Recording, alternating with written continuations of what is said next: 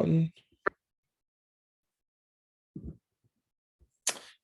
So yeah, today's topic is differentiation, and this is one of our 30-minute deep dives. We have a few of these happening throughout the spring, and I'll talk about the other ones that are coming up. So really excited to sort of launch this series of more bite-sized sessions where we can go over some ways that you can leverage assessments with different topics.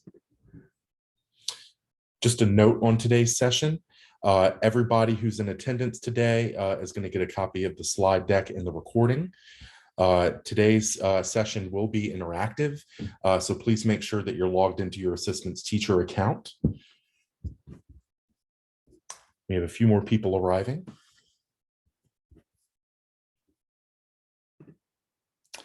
Few notes on webinar etiquette. Microphone, you want to make sure you leave that on mute in the bottom left corner of your Zoom. Video, you can feel free to turn on if that's what you're comfortable with, or you can leave it off. And feel free to liberally use the chat feature in Zoom to share any questions, thoughts, wonderings that occur to you as we go through the presentation today. We'll also have some key touch points where I'll ask you to share your thinking in the chat as well. So be on the lookout for those. So like I said, I'm today's presenter. My name is Brian Story. I'm the Director of Teacher Engagement at ASSISTments. I was a classroom teacher for a decade in Washington, D.C. and Norfolk, Virginia. I'm happy to join y'all here today and kind of share a little bit about what I know of ASSISTments and how it supports differentiation.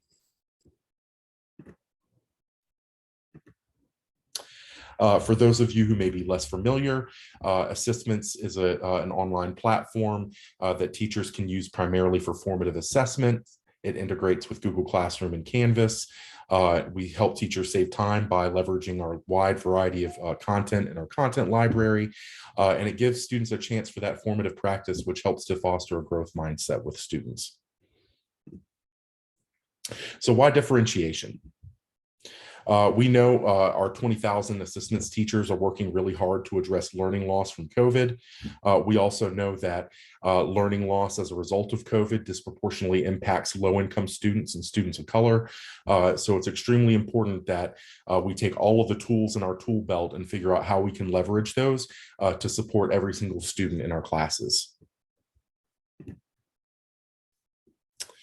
ASSISTments gives you that detailed, actionable data so that you can gather the insights you need to differentiate instruction to meet the needs of all students. One teacher from Louisiana who teaches grades 6 through 8 shared that in the past, the struggle has been not realizing that students have unfinished learning until you get to a new topic. Now with assistance data, she says that I'm able to identify the gaps and fill them in, which allows more time for grade level problem solving with students. So you have a limited amount of time. ASSISTments can help you to act and differentiate to support students more quickly and efficiently. Our goal today is to give you 3 concrete ways to differentiate based on the data you get from ASSISTments. So we're going to focus on the data, and we'll also just focus on some features within ASSISTments that will help you design the best possible experience for all of your students. Just a note on audience, for today's deep dive, we're assuming that you already know how to assign in ASSISTments and that you also already know how to access and interpret ASSISTments report data. Feel free to check out the resources. You're going to get a copy of this deck, but I am going to go ahead and put links to both of these resources in the chat. So here is how to assign. And then here is how to access and interpret assignment report data. So just in case you want to pull those up or come back to those later, there you go.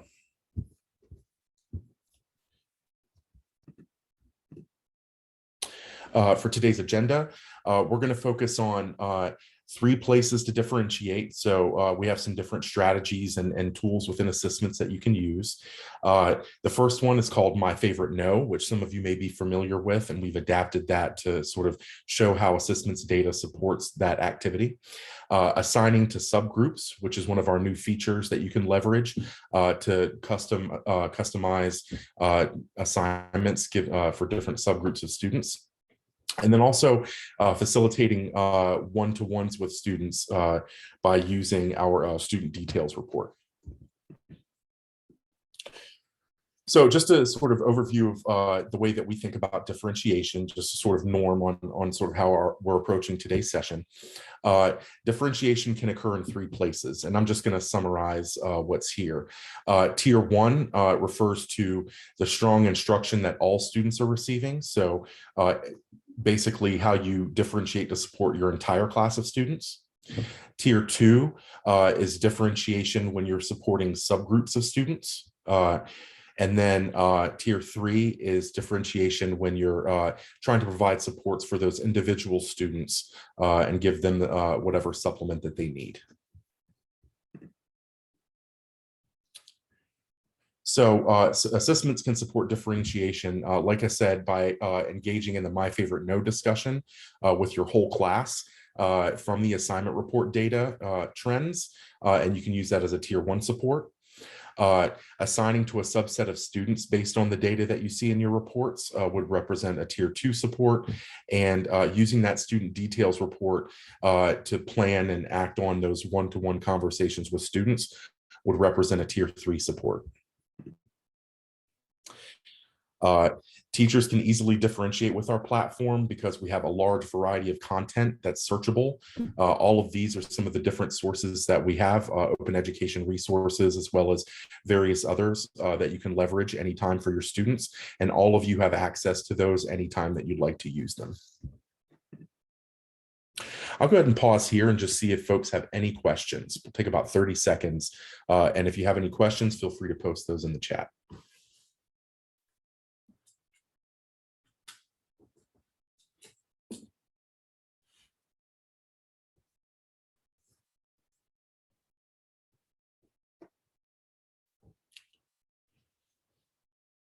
All right, well, as folks go through the presentation today, if you do have questions or wonderings, feel free to post those in the chat. I'll be more than happy to answer any questions. So our first intervention, the tier 1 intervention for your whole class that we wanted to share today is My Favorite No.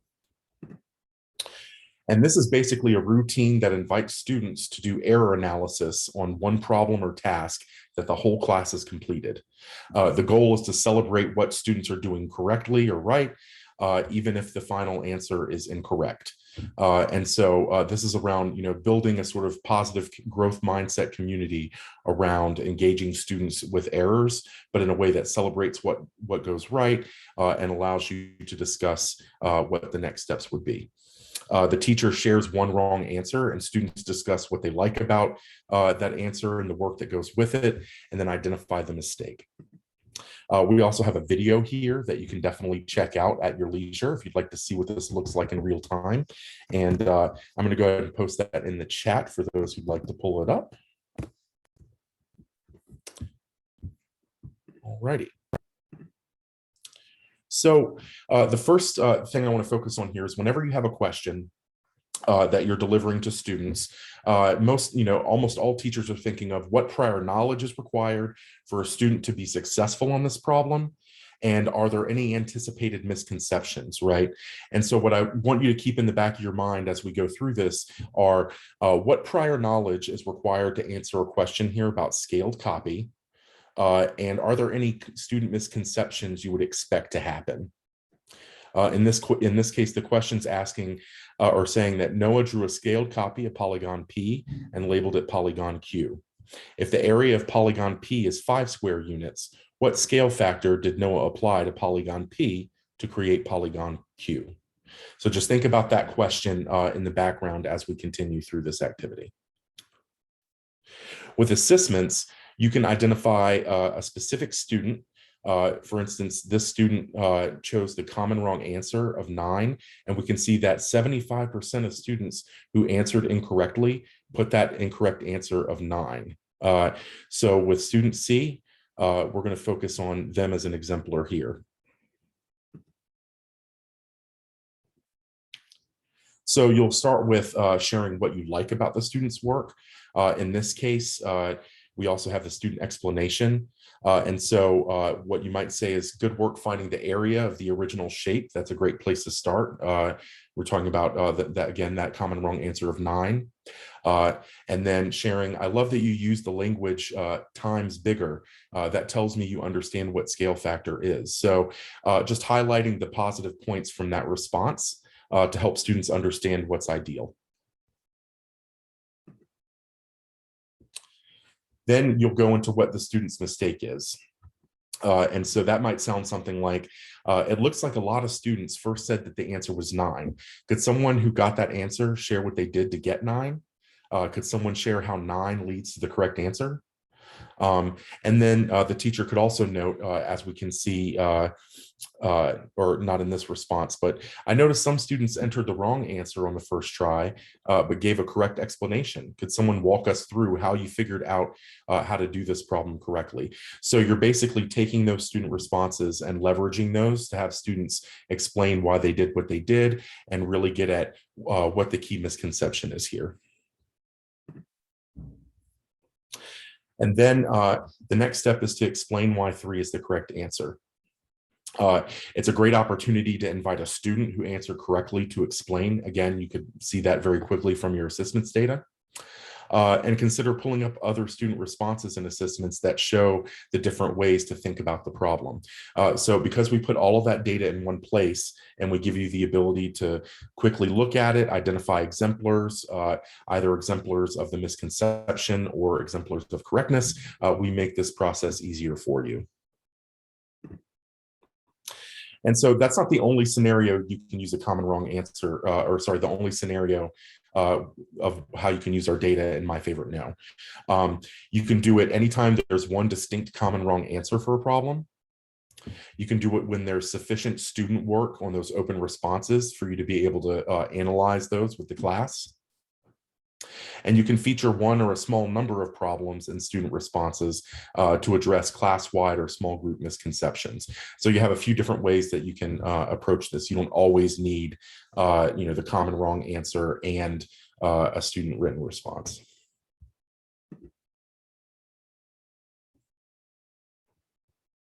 So I want to give everybody here about 3 minutes. What I want you to do is sort of practice using a report and the problems themselves to identify another problem you might use for My Favorite No and why. And I want folks to share those in the chat as they're able to sort of come up with their response. So I'm just going to grab the example report.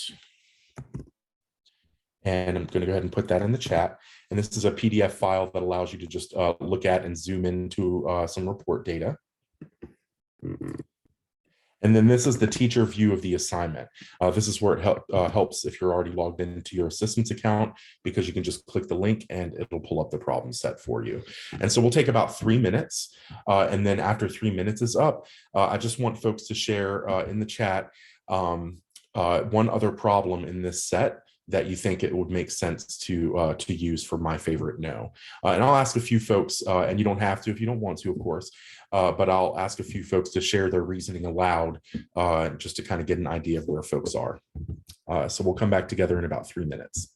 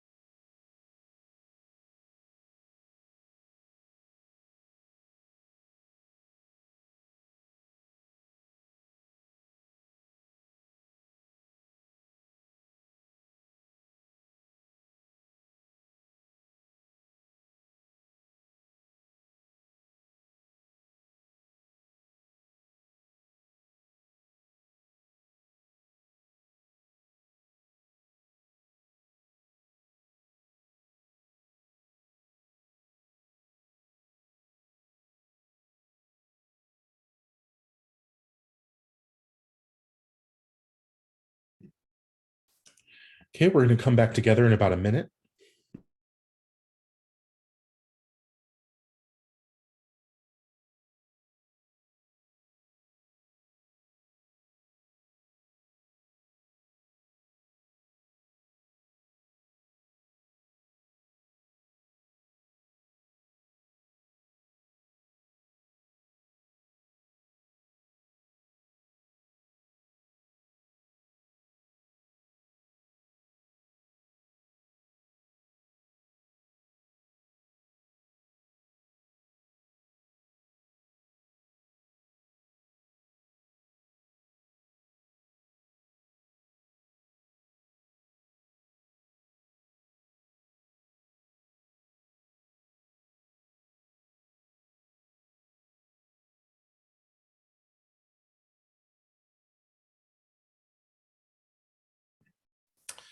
All right, so I want to go ahead and give folks a chance to share, and you can just put the name of the problem, another problem that you would choose to do a common wrong answer with based on what we just discussed.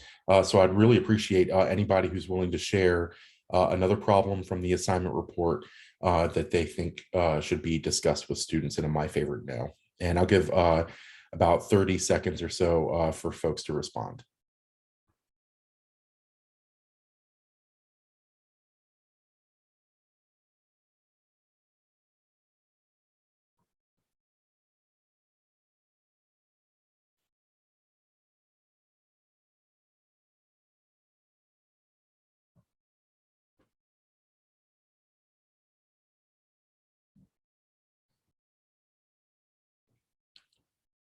All right.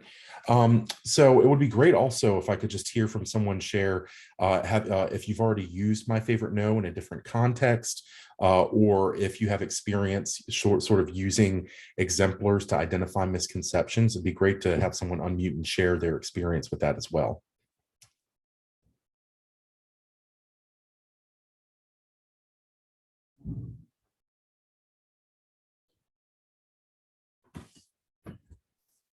Okay, so thank you, Christine, by the way. Christine said that it looks like problem 2 looks like there's an opportunity to review. Christine, would you mind sharing why you chose, and I'm assuming you're talking about problem 1. Well, actually, you know what, you can clarify for me. Can you tell me why you think that one would be a good one? Yeah, I don't mind. I was just noticing there just is a large range of correct and incorrect throughout. It looks like problem 2. It has a couple of parts to it, and there wasn't just a consistent, everyone has it by the end of the question.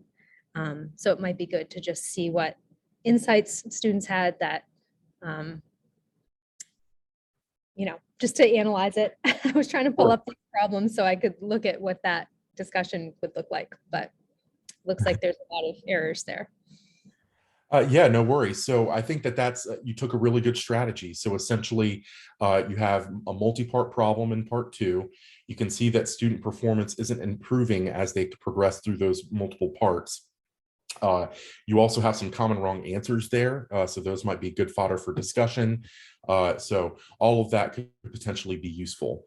And when we look at problem 2, let me just pull this up.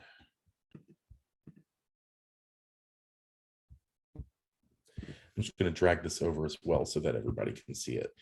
So when we look at, oh, where did it go?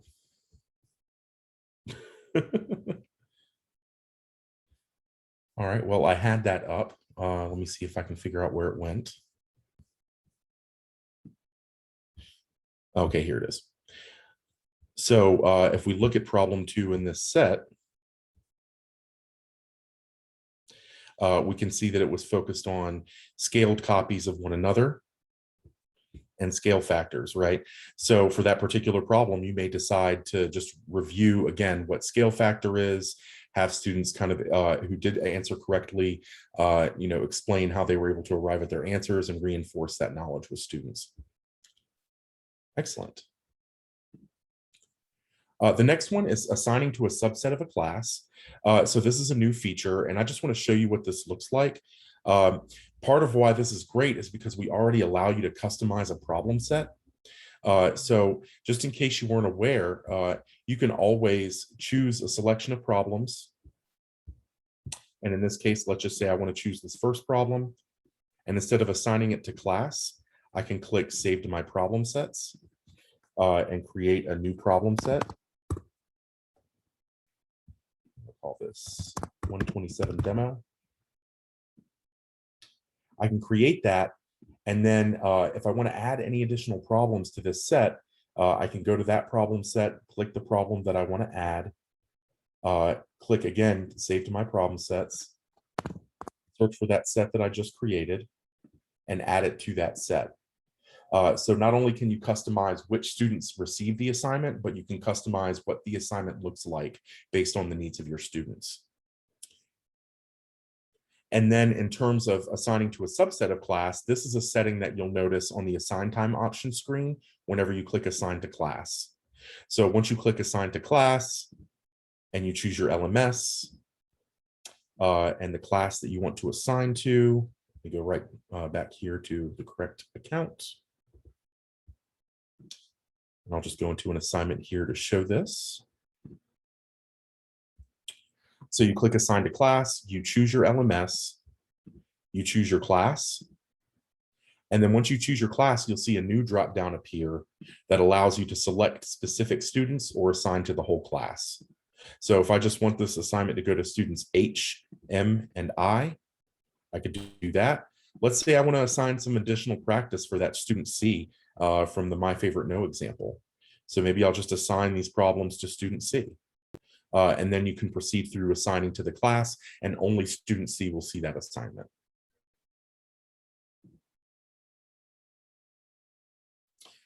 Someone mentioned that the label for each problem looks odd. So we have that set up because problems have multiple parts. If you're talking about, for instance, how it looks in the reports. If you're not talking about that, feel free to clarify in the chat. But that's the easiest way that we can indicate scores for each part of a given problem.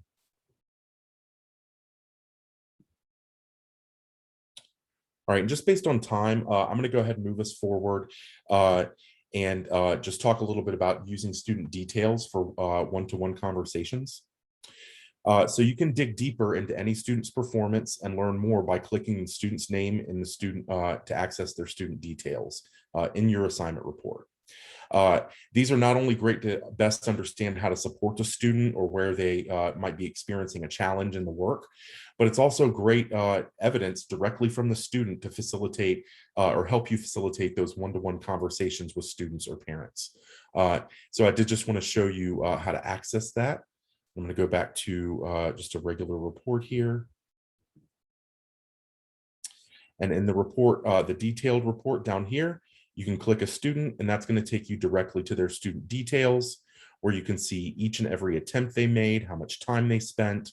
And so when you're talking one-to-one with the student, this is a great chance to be like, hey, I see that you answered this question incorrectly with these different answers. Can you tell me why you chose this answer? And then try to dig into where the student misconception might be.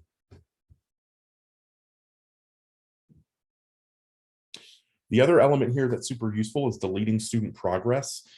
So you can click the triple dot next to any student's name to delete their progress. If you are monitoring their progress and you notice that they're struggling, or let's say they tell you that they were misunderstanding the problems, but once they finish, they realize what they did wrong and they want to show you.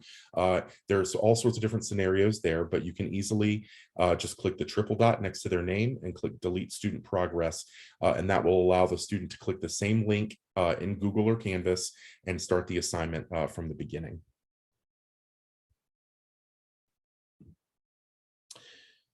All right.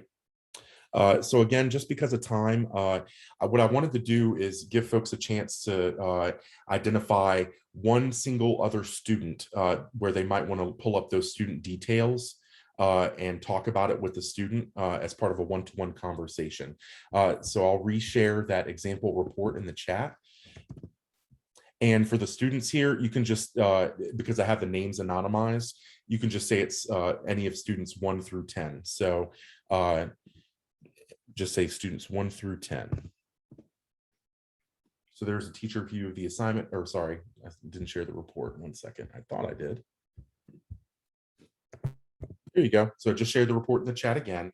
Identify one other student that you might want to sit down and discuss the data with.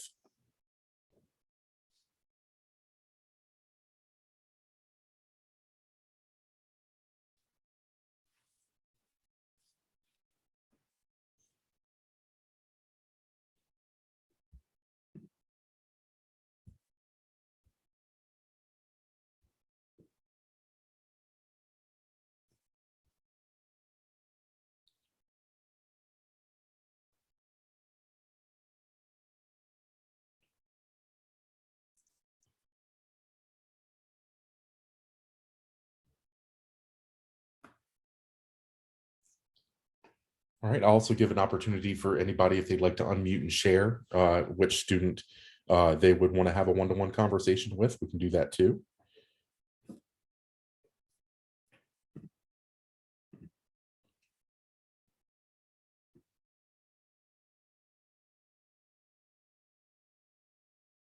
Irina, that's a great comment. We actually are working on not just the general interface, but the student interface to make it super user friendly and even easier to use. So we do have a variety of updates coming up, and you can feel free to reach out to us. I'll share our contact email at the end if you ever want any updates on any of that. Just because of time, we'll go ahead and move on. And what is the time frame for the user interface improvements? Do you know? Well, we have different projects going on. I can't give you a definitive date on anything, which is why I would say just if you have a specific question about something, or even if it's a request for a suggested feature, reach out to us at contact@ASSISTments, and we'll be able to give you as specific an update as we can. I know a few of the things that we're working on are different answer types and allowing students to enter answers in every conventional format.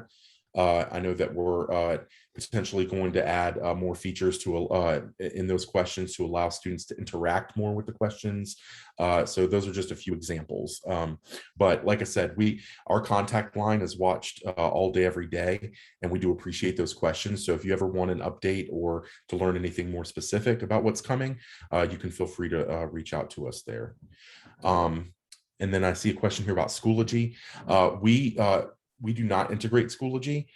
We are, however, creating a version of our platform that is standalone. So you won't have to use any specific LMS, and you'll be able to, if you wanted to, make an assignment and then just post a link in your Schoology from ASSISTments, you'll be able to do that. But for the time being, all we support are Google Classroom and Canvas directly. And again, we are creating a standalone version of our platform that does not require an LMS in order to use it. Do you know what's the timeline on the standalone platform roughly? Yeah. So again, I would reach out to contact@ASSISTments for any updates. We can't really give due dates because a lot of this comes down to when our engineers can get things done. So I do not personally know any specific due dates for these projects at this time.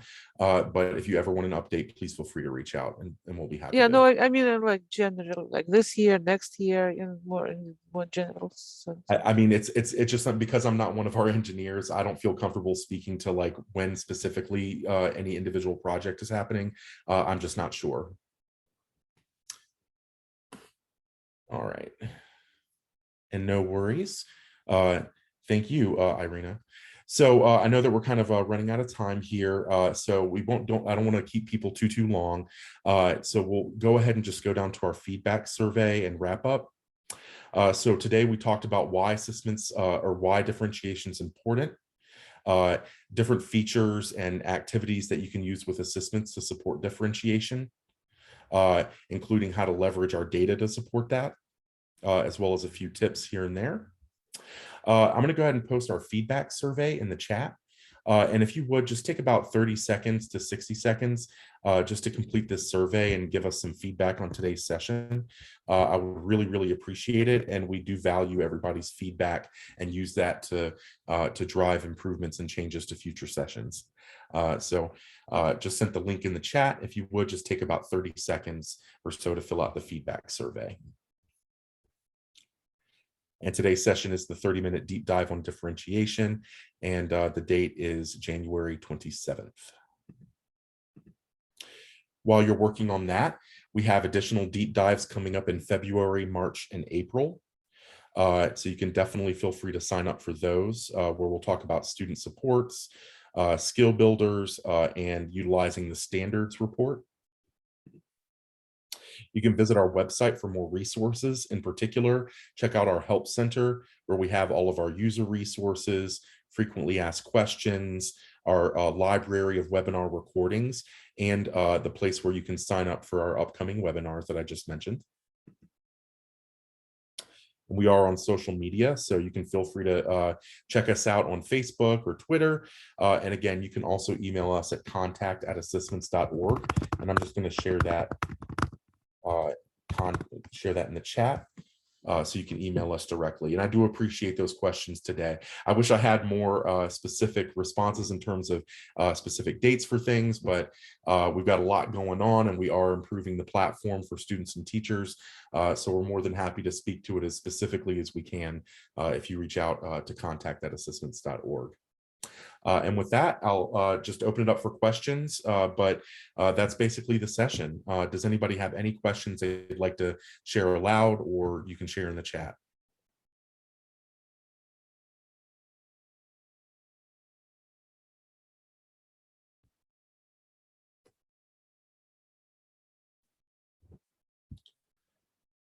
All right.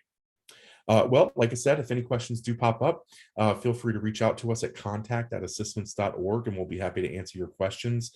I do appreciate everybody joining us today, and hopefully you have a great rest of your week, and that you have a positive experience trying to leverage assessments data to support all of your students and differentiate your instruction.